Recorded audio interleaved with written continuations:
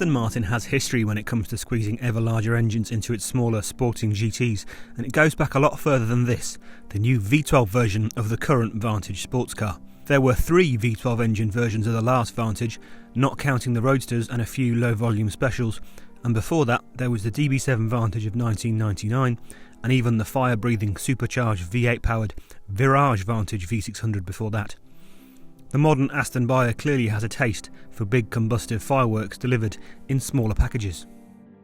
But it's a taste that won't be catered to for very much longer, because this is set to be the very last V12 Vantage of them all. Now, the Aston Martin management hasn't been clear about why the line has to end here exactly, but we know that, like so many other car brands, it's moving inexorably towards an all-electric future, and we also know that they're gradually phasing out the old Ford-linked Cologne engines, one of those that this car has, and it's phasing in more and more Mercedes-AMG built engines. So one way or the other, you could say the writing's been on the wall for this car for a while. But as you can see, it's not going out gently. There will be just 333 examples of this last of the breed V12 made this year, and Aston says all were sold before the order books even officially opened. Not a bad result for them at £265,000 apiece plus options, and arguably not for the customers either, who'll get an instantly collectible car for about a third of the price of the open cockpit V12 Speedster of 2021, much of which car's mechanical package the V12 Vantage shares. The twin turbocharged V12 engine in the front of the car is the same as the Speedsters and produces the same 690 brake horsepower and 555 pounds-foot of torque, available across a whopping 4200 RPM wide rev band. Like all Vantages, but unlike other Aston Martin GTs, the gearbox is carried in a transaxle unit at the rear of the car, and it's an 8-speed automatic driving through a mechanical limited slip differential in this case. Big engines are heavy, of course, and this Vantage weighs 110 kilograms more than a regular V8 coupe, but it still has 20% more power to weight than the regular car. So we're at the Silverstone Stowe circuit today to drive this car.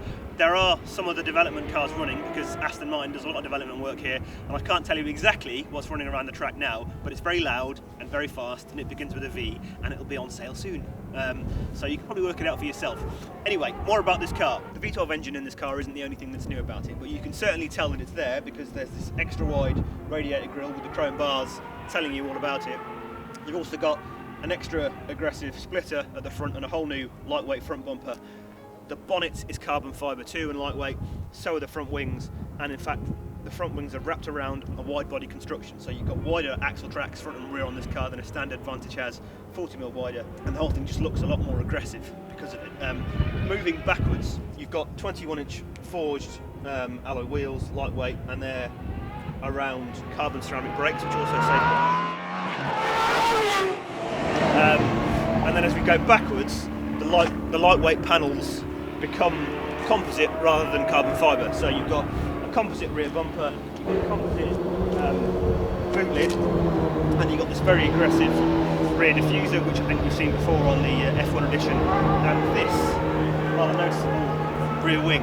Now, just like on a certain GT department Porsche, you can have this deleted from the V12 Vantage if you want. I think I'd leave it on because it's distinctive and very nicely presented in this sort of lacquered carbon fibre.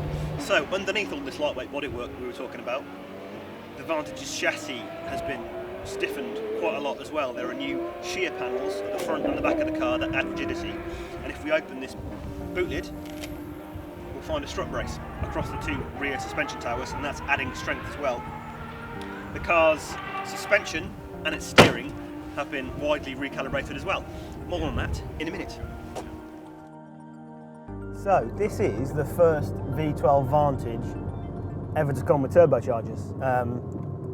Apparently it's the last V12 Vantage of any kind that Aston will ever make. So it's a bit of a watershed car, isn't it? And it's a serious thing, probably more serious than any of its predecessors were, because as well as the Powertrain Transformation, you've got a pretty wide-ranging chassis and suspension overhaul going on here too. Got all the stiffening measures for the chassis we've already talked about, and for the suspension, they've gone something like 40%, 50% stiffer on the suspension springs than a regular Vantage has. Brand new adaptive dampers, a new steering calibration, quite different anti-roll bar rates than a regular Vantage too. So probably aiming for a slightly different handling character for this car.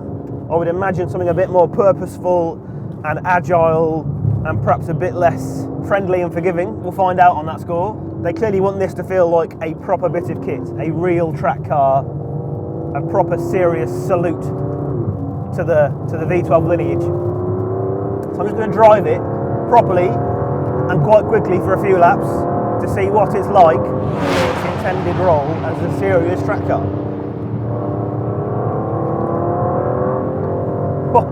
It's certainly fast. I mean, it would be, 550 odd pound-foot of torque from under 2,000 revs. And this is quite a sort of a nadgery, bumpy, technical circuit. There's not many places you can get up out of third gear and find out what the sort of high-speed stability of any car might be like, but there are a couple. Well, I'll tell you what, it's lovely and precise on the steering, turning in with great stability but plenty of bite, and then really accelerating when you let it off the leash I should say, and then slowing down lots and lots of power as well. There we go, fourth gear. Into fifth for a minute, 120 there before we brake at the end of the back straight. And it's taken a lot of these 90-degree corners in third rather than second because it can, because the intermediate gearing's pretty short, but mostly because there's so much torque, you just don't need the lower ratio. Comes out of these tighter corners really quickly, even in third. So how do we think it sounds in here? It is V12, but it's a bit muffled. It's not the sort of wailing, howling, naturally aspirated GT12 that we once had. By the magic of TV, of course, you can listen to it on the outside of the car, which I can't do.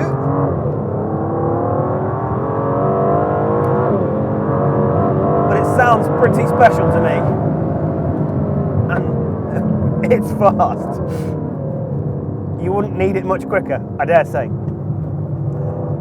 The damping, it feels properly serious. I mean, this car's carrying another 110 kilos over any other Vantage V8, so it needs proper damping, doesn't it? Well, it's got it. I've only got these adaptive dampers in the middle setting, but it's keeping it really nicely tied down, and it's bristling a little bit over bumps.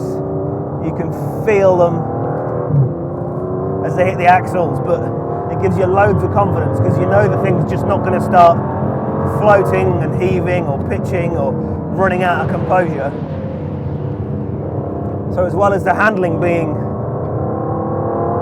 really accurate, the body control's right there as well. You can carry lots of speed in this car.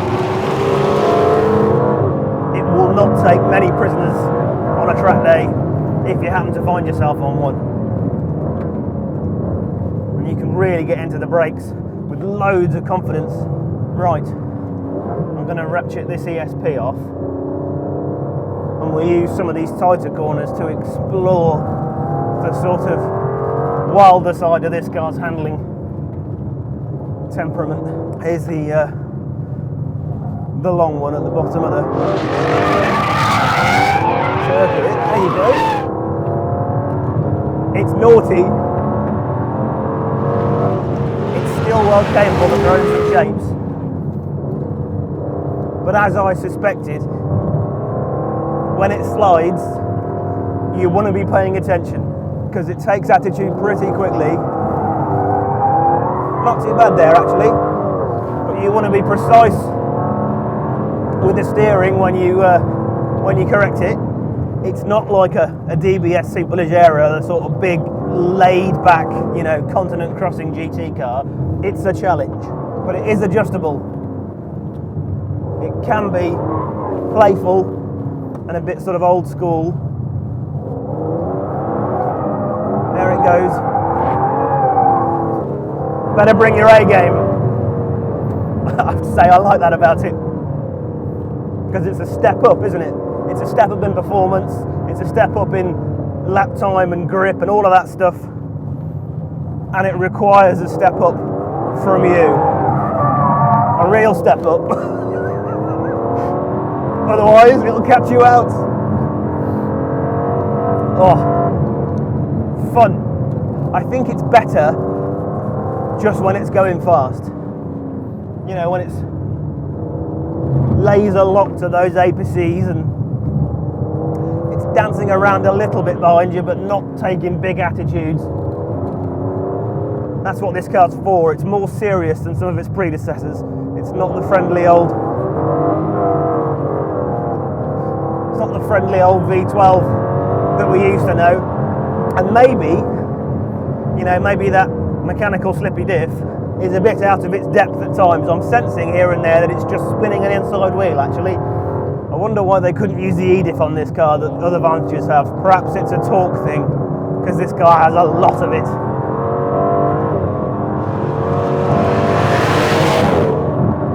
But it just requires a slightly different operating regimen. You know, you just drive it like it wants to be driven, like a proper track car, and you get so much out of it.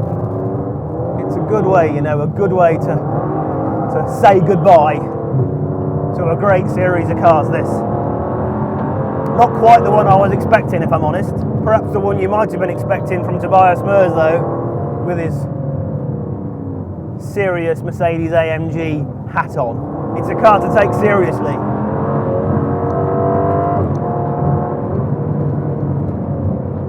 But it's a good one. The latest V12 Vantage probably isn't the best sounding or even the very best handling car of its particular bloodline, but it is a suitably epic way to bid farewell to a sports car that feels unashamedly of the 20th century, but that can still make heads turn and really excite its driver right now in the 21st. Thanks for watching, liking and subscribing, and remember to come back to us soon for more videos just like this one.